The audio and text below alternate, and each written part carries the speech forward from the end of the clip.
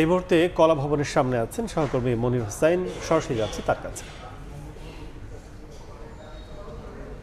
ঢাকা বিশ্ববিদ্যালয় শিক্ষার্থী শাহরিয়ার আলম সাম্য হত্যার ঘটনায় নিস্তব্ধতা বিরাজ করছে ঢাকা বিশ্ববিদ্যালয় ক্যাম্পাসে। সকাল থেকে আমরা যেটি আসলে বলছিলাম, সকাল থেকে ঢাকা বিশ্ববিদ্যালয় ক্যাম্পাসে অর্থ দিবসের শোক পালন করা হচ্ছে এবং বন্ধ ছিল সব ধরনের পরীক্ষা এবং ক্লাস কার্যক্রম।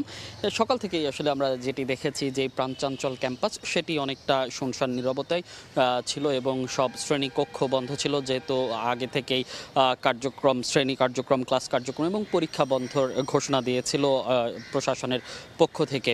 এবং সেই সঙ্গে জানিয়ে রাখি, যেহেতু ঢাকা বিশ্ববিদ্যালয় শিক্ষার্থীর পাশাপাশি সাম্য স্যার এফ রহমান হলের ছাত্রদলের রাজনীতির সঙ্গে জড়িত ছিল, সেই ছাত্রদলের সাহিত্য প্রকাশনা সম্পাদক হিসেবে দায়িত্বরত ছিল। তো সেক্ষেত্রে আসলে ছাত্রদলের পক্ষ থেকেও আজকে একটি কর্মসূচি পালন করা হয়, অবস্থান কর্মসূচি পালন করে ঢাকা বিশ্ববিদ্যালয় ছাত্রদল সহ কেন্দ্রীয় ছাত্রদলের নেতৃবৃন্দ এবং কেন্দ্রীয় ছাত্রদলের সভাপতিও এখানে ছিলেন। ভিসি চত্বরে তারা 11:30টার দিকে শুরু করে সেই অবস্থান কর্মসূচি। সেই অবস্থান কর্মসূচি থেকে তারা আসলে ঘোষণা করে এবং দাবি করে যে তাদের যে সহকর্মী যে সাম্য হত্যাকাণ্ড, সেই হত্যার বিচার দাবি করেন এবং সেই সঙ্গে তারা আসলে যেটি বলছেন যে নিরাপদ ক্যাম্পাস নিশ্চিত করতে হবে, শিক্ষার্থীদের জন্য নিরাপদ ক্যাম্পাস নিশ্চিত করার দাবি জানান। সেই সঙ্গে তারা বলছেন যে বিভিন্ন সময় দাবি উঠলেও ক্যাম্পাস এখনও নিরাপদ হয়নি, সেক্ষেত্রে তারা বলছে